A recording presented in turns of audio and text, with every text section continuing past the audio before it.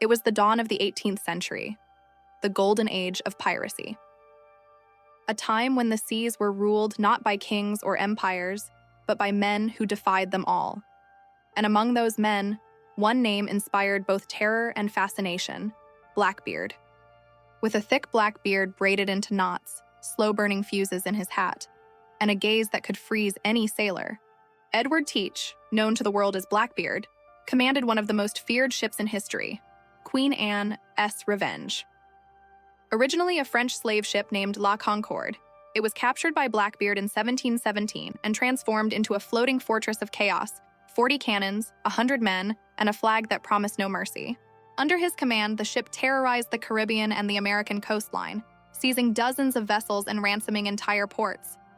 But Blackbeard wasn't just a madman with a sword. He was a strategist, a master manipulator who knew the power of image. He didn't need to kill. He needed to be feared. Witnesses said his mere presence could make enemy crews surrender before a single shot was fired. Then, just a year later, the legend began to unravel. In June 1718, Queen Anne's Revenge ran aground near Beaufort Inlet, North Carolina. Some say it was an accident.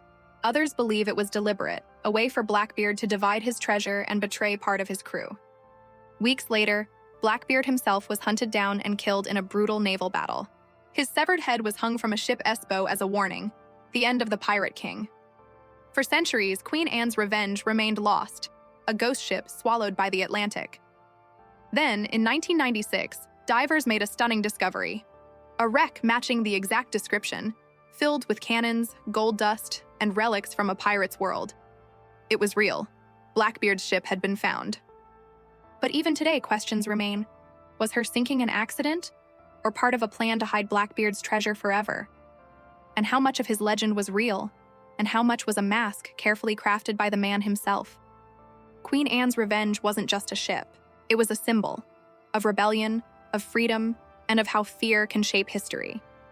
3 centuries later, as her timbers lie beneath the waves off North Carolina, one thing is certain: Blackbeard may have died, but his legend never sank.